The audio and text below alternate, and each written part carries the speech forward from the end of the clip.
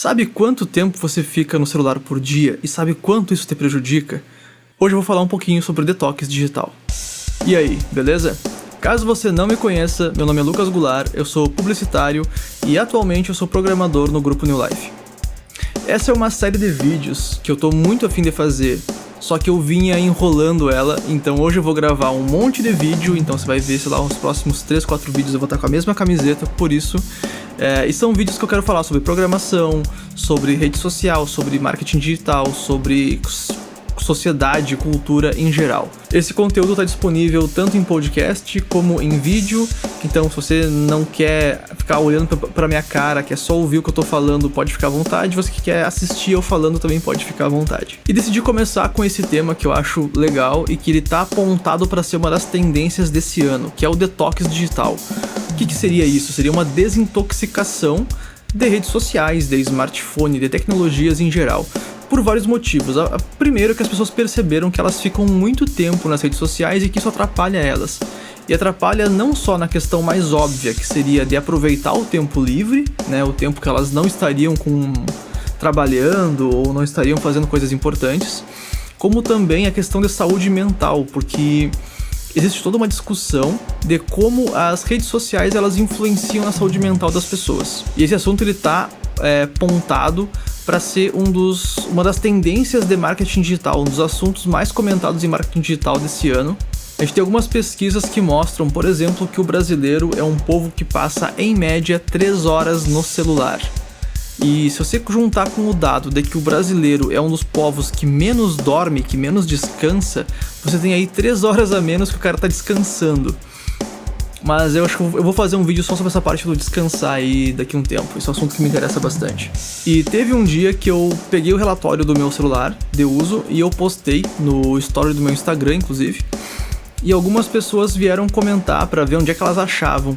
E algumas pessoas ficaram muito apavoradas de descobrir que enquanto eu passo 22 minutos por dia no meu celular, elas passavam 3 horas, 4 horas direto.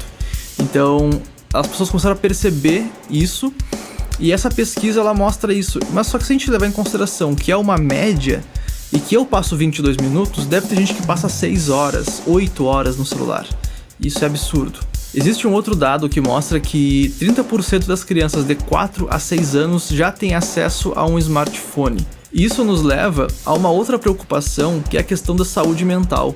Caso você não saiba, normalmente um vício ele não vem da substância em si, ela vem do prazer que a substância causa. E tem muita gente que, por exemplo, usa o celular na rua pra não cumprimentar uma pessoa que é conhecido, sabe aquela pessoa que é conhecido mas não é amigo, aquela pessoa que você só cruza no mercado, e você vê a pessoa e você tipo, não quero cumprimentar, e você puxa o celular do bolso e dá uma olhada. Isso é um vício, isso é uma coisa que a pessoa faz porque ela tem ali um prazer em não cumprimentar aquela pessoa, e vai se tornando um vício cada vez mais. E rede social é a mesma coisa, você acaba se viciando em rede social, se viciando em estar conectado.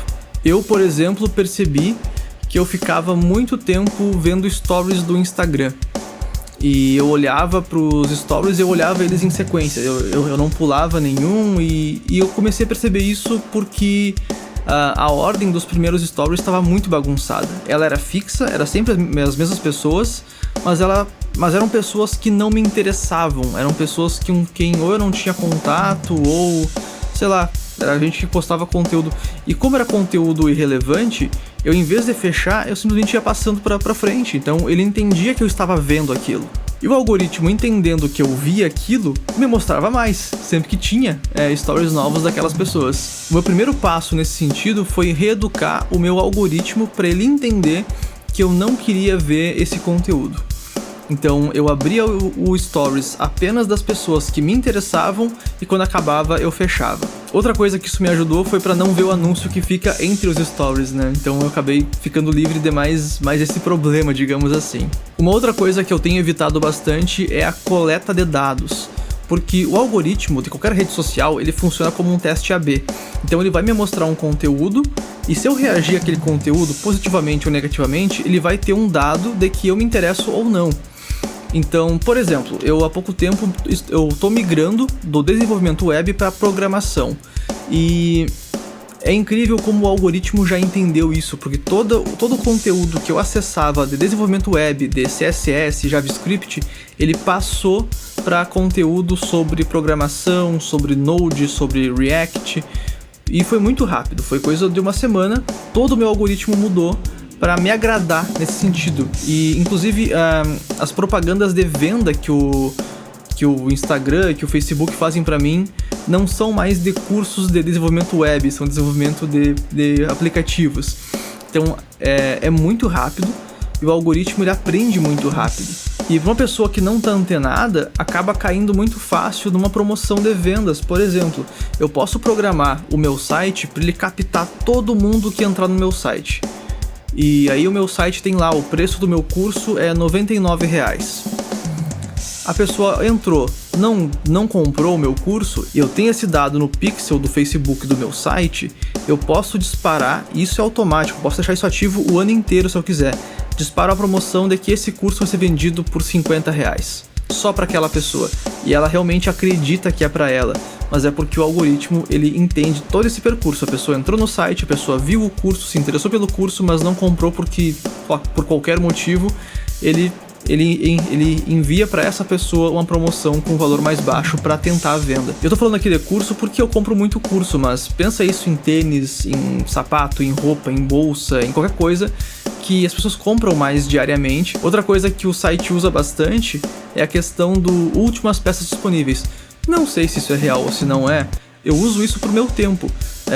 Por exemplo, hoje em dia eu trabalho no grupo New Life, então eu não tenho muito tempo para atender clientes externos, mas quando alguém pede alguma coisa, eu deixo claro, o meu tempo é escasso. Então o meu preço ele fica mais elevado porque meu tempo é escasso. Se a pessoa realmente quer o meu serviço, ela vai pagar mais caro. E outra coisa que me ajudou bastante foi a questão da distração, porque eu comecei a perceber essas coisas quando eu trabalhava ainda na caverna, aqui na minha casa, e eu via, tipo, entre atender um cliente e outro, que eu perdia ali 20, 30 minutos só olhando coisas de pessoas que não me interessavam.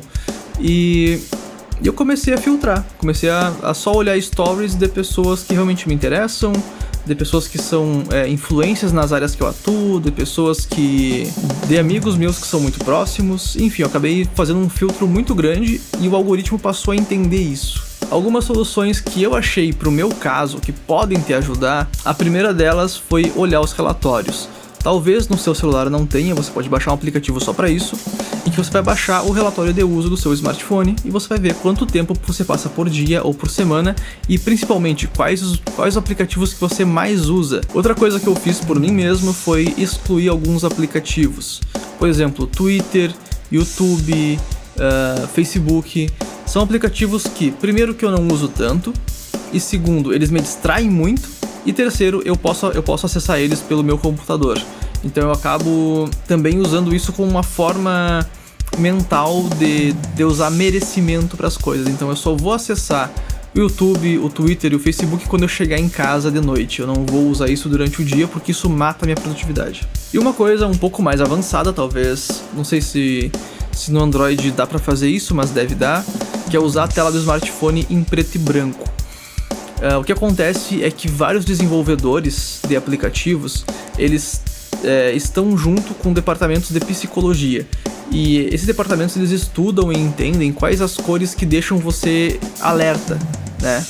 Não é à toa que a maioria das notificações elas são vermelhas, porque a gente foi ensinado a vida inteira, isso chama semiótica, de que a cor vermelha significa alerta, significa que você tem que ficar esperto. E é normal que a cor vermelha nos incomode, porque ela é uma cor pura, uma cor muito forte.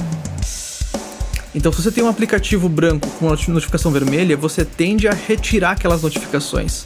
Até uma coisa interessante, quando eu troquei de celular e eu loguei o meu e-mail, foi automático vir 999 notificações de e-mail e ficava ali em cima escrito do ícone do e-mail. E eu postei isso no meu Instagram e foi absurdo, as pessoas ficavam indignadas, né, com tanta notificação, aquilo realmente incomodava as pessoas. E quando você usa o aplicativo em preto e branco, ou a tela inteira em preto e branco, as notificações não incomodam mais tanto, então você não fica mais tão distraído, você não fica incomodado com aquilo. E pensa, por exemplo, como é difícil você trabalhar hoje em dia, por quê? Pensa antigamente, você tinha, sei lá, uma máquina de datilografar na sua frente, e você ia escrever, ponto. Hoje em dia, a máquina de datilografar na sua frente é um computador que tem rede social, e não é só a informação que você vai digitar, a informação que você está recebendo, é o telefone piscando do seu lado, é um monte de coisa acontecendo ao mesmo tempo que te atrapalha. Então, quanto menos cores você usar, menos distraído você fica. Além do mais, essas cores que são escolhidas, elas têm todo um estudo de psicologia por trás, que existe tanto para te deixar mais viciado, ou seja, mais tempo nas redes sociais. E eu vou fazer um programa só sobre esses vícios, né? Só sobre como essas cores te deixam mais viciado, só como qual é o objetivo dessas redes sociais com isso. Enfim, essas são algumas soluções que eu encontrei pro meu caso, que eu consegui reduzir bastante, tanto a chegar nesse ponto de 20 e poucos minutos por dia de uso do smartphone, e eu espero que te ajude de alguma forma. Por hoje é isso, muito obrigado por assistir e até mais.